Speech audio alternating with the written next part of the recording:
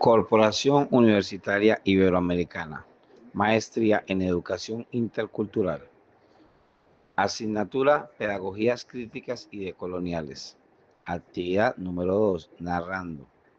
Presentado por Yasmina Córdoba Córdoba, Joao Donaldinho Lozano Lloreda.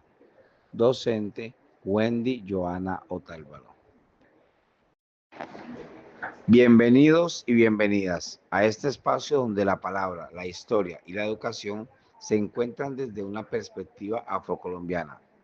Hoy nos reunimos no solo para hablar de educación como sistema, sino cómo pensarla como resistencia, como memoria viva y como camino hacia la emancipación.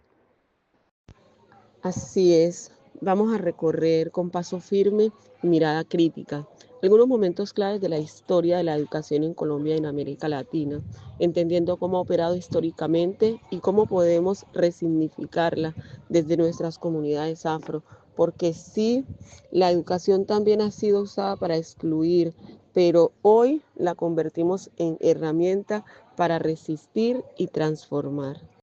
La historia de la educación como llave para entender el presente. Comencemos con una verdad que no siempre se dice en voz alta. La educación en Colombia tiene una historia de exclusión. Desde la época colonial, el acceso a los saberes fue controlado por la iglesia y la élite, dejando por fuera a comunidades como la nuestra. Y aunque con la independencia se prometieron reformas, lo cierto es que esas transformaciones no llegaron a todos por igual. Las comunidades afro, indígenas y campesinas continuaron al margen. La educación rural, por ejemplo, siempre ha tenido menos recursos, menos presencia del Estado y muchas veces menos pertinencia cultural. Pero conocer esa historia no es quedarnos en la queja, es saber desde dónde partimos y por qué nuestras luchas actuales tienen raíces profundas. Porque como dice Osenbach, cada país ha vivido su propio camino, pero todos compartimos una historia de resistencias frente a sistemas educativos impuestos desde afuera.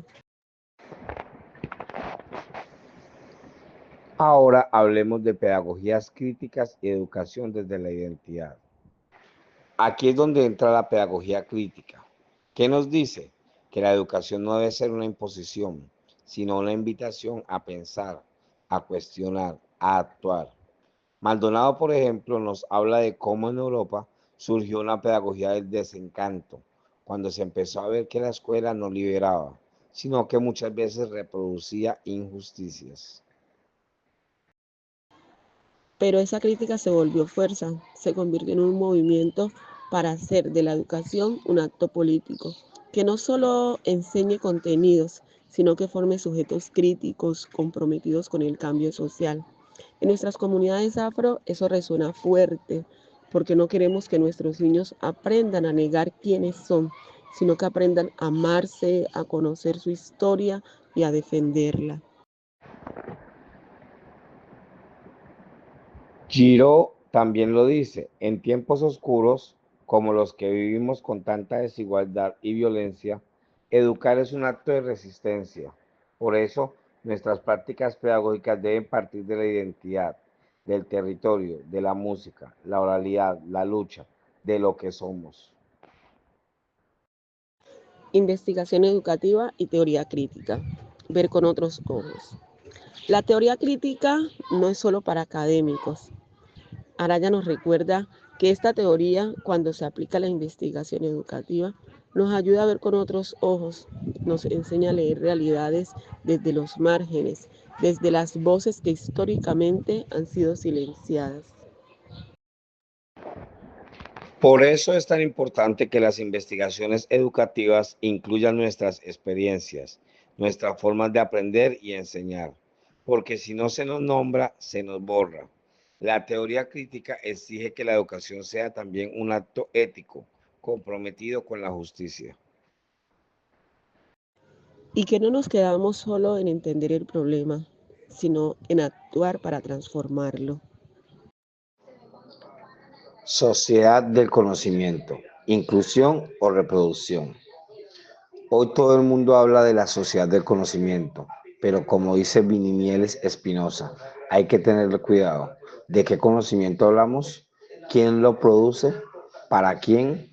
En muchos casos se sigue privilegiando un conocimiento blanco, urbano, desconectado de nuestra realidad. Por eso nosotros planteamos otra cosa, una sociedad del conocimiento que libere, que democratice el saber, que reconozca nuestra epistemología afrodescendiente. Porque el conocimiento no solo está en los libros, está en nuestras abuelas, en los saberes ancestrales, en las mingas, en el tambor, en el cuerpo. Y ese conocimiento tiene poder, un poder que libera. Hoy hemos hablado de historia, de crítica, de resistencia, pero sobre todo de poder. El poder que tenemos como comunidad afrocolombiana de transformar la educación desde nuestras raíces y nuestras luchas.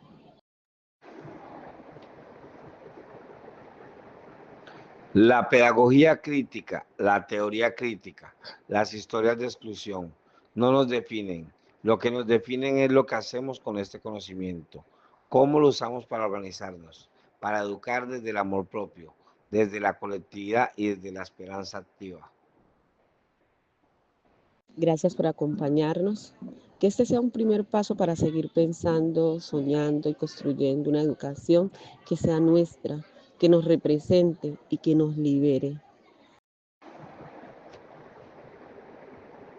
Hasta la próxima y recuerda, educar también es resistir.